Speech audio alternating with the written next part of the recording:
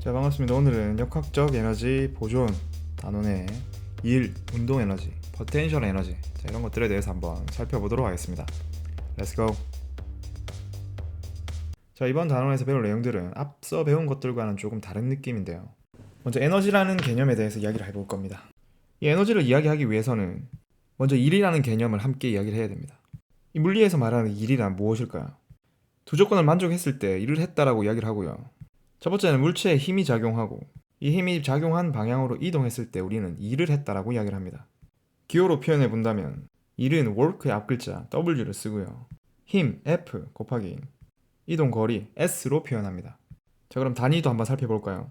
자, 힘의 단위는 뉴턴을 쓰고요. 이동 거리의 단위는 미터를 사용하여 일의 단위는 뉴턴 곱하기 미터가 됩니다.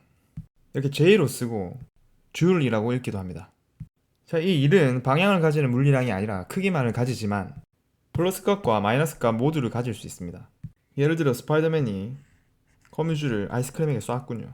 이때 이 아이스크림은 스파이더맨이 잡아당기는 힘을 위로 이렇게 받고 있고요. 아이스크림이 당겨져 올라갔을 때 힘의 방향으로 이동했습니다. 자, 이럴 때는 힘 곱하기 이동 거리로 플러스의 일을 했다라고 이야기를 하고요.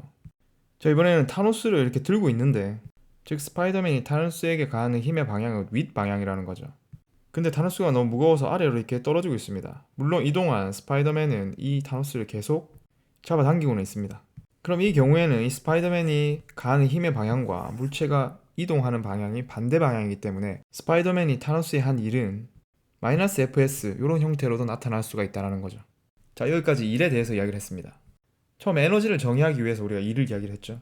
그럼 뭔가 일을 가함으로 인해서 물체에 어떤 변화가 나타나는지를 봅시다. 자, 우주 공간에서 이 아이언맨이 야구공에 힘을 가하고 있습니다. 오른쪽 방향으로 힘을 가하고 있으면은 이 야구공의 속도는 어떻게 될까요? 그렇죠. 점점 빨라지게 되겠죠. 특정한 거리만큼 이렇게 가속되었을 때 이때 이동 거리는 s가 되겠죠. 이때 이 아이언맨이 야구공에 가한 일의 크기는 이렇게 표현할 수가 있고요. 이를 F는 ma 뉴턴 제2법칙을 적용하여 이런 형태로 바꾸고 이런 형태의 등가속도 운동 법칙을 여기에다가 적용을 시키면 이런 형태가 됩니다. 자, 즉 어떤 W만큼의 일을 해주었을 때 이러한 물리량이 변화가 있다라는 거죠. 이 물리량은 V1, V2가 들어간 걸로 봐서 속도와 관계가 있는 물리량이고요. 속도가 변화함으로써 이 물리량 또한 변화하게 되는 거죠. 그래서 우리는 이를 운동 에너지라 정의하고 2분의 1 mv제곱, 질량과 속도의 제곱으로 나타냅니다.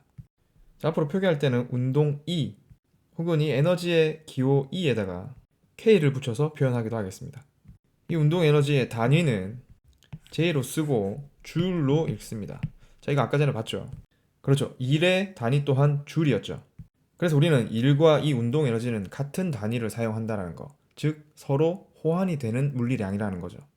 그래서 정리를 하면 이를 일 운동 에너지 정리라고 하고요. 어떤 물체에 알짜임이 작용하여 물체에 일을 해주게 되면 물체의 운동 에너지 변화량과 같다라는 겁니다. 다시 야구로 예로 들면 투수가 공을 던질 때는 이 힘의 방향과 이동 거리 방향이 같기 때문에 플러스 1을 하게 되어서 물체의 운동 에너지가 커지고요.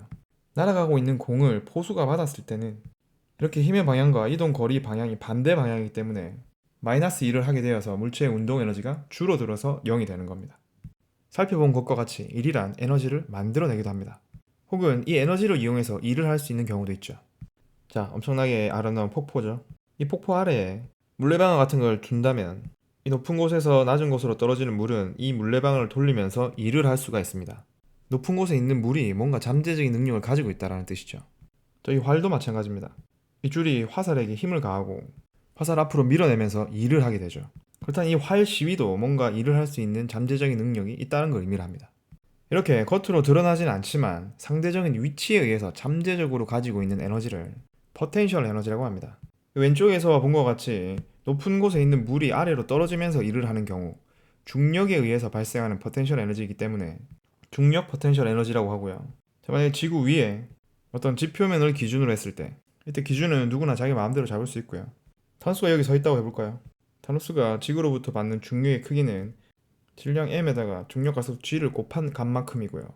무게 혹은 물체가 받는 중력의 크기 질량 곱하기 중력 가속도 g의 곱으로 나타낸다라는 거 반드시 잘 기억하세요. 그 다음에 우리가 할 일은 이 녀석을 들어 올릴 겁니다. 이 녀석을 들어 올리기 위해서 위로 힘을 가해줘야 될 거고요. 최소한도로 무게만큼의 힘을 가해줘야겠죠.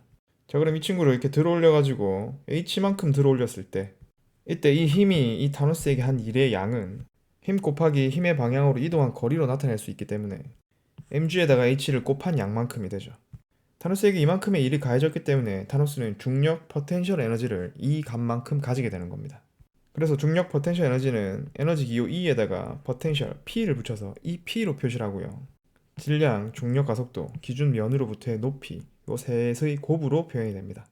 또한 이 녀석도 에너지의 한 종류이기 때문에 단위로는 주를 사용하죠. 여기서 한 가지 참고로 알아둘 점은 이 MGH라는 식은 지표면 근처에서만 해당되는 식이고요. 지구에서 굉장히 많이 벗어나게 되면은 이 식이 적용되지 않는다는 거, 이 정도만 알아두도록 합시다. 저뿐만 아니라 이 용수철 같은 탄성체도 포텐셜 에너지를 가지는데요. 이를 탄성 포텐셜 에너지라고 합니다. 용수철을 잡아당겨 처음보다 X만큼 늘어나게 되면 이 용수철이 복원하려는 탄성력이 작용하고요. 이때 이 탄성력의 크기는 K 곱하기 늘어난 길이 X입니다. 이 K는 용수철 상수라고, 용수철이 뭐 얼마나 단단한가 뭐 이런 특성을 나타내는 값입니다. 그럼 이때 이 캡틴 아메리카가 이 용수철을 늘리면서 한 일을 우리가 계산해 볼 건데요. 중력은 어느 위치에서든지 그 크기가 일정했지만 이 경우는 좀 다릅니다. 이 늘어난 거리가 커지면 커질수록 이 힘의 크기 또한 함께 커졌단 말이죠. 그래서 X만큼 늘렸을 때 복원력이 KX가 되고요. 이 힘 거리 그래프에서 이 아래 그래프의 면적이 의미하는 게 일의 크기입니다. 힘이 변하는 경우에는 반드시 이 그래프에서 면적을 이용해서 일을 계산을 해줘야 되고요. 이렇게 구해진 일의 크기는 2분의 1 KX 제곱입니다. 그래서 X까지 늘리는 동안 캡틴 아메리카가 용수철에 해준 일은 2분의 1 KX 제곱이고요. 이만큼이 이 용수철의 포텐셜 에너지로 저장이 된다는 거죠. 자, 그래서 용수철에서 탄성 포텐셜 에너지는 2분의 1 KX 제곱이 된다는 거. 자, 오늘도 내용이 좀 많았다 그죠? 일, 운동 에너지, 포텐셜 에너지의 두 종류까지 한번 살펴봤습니다. 수고했습니다.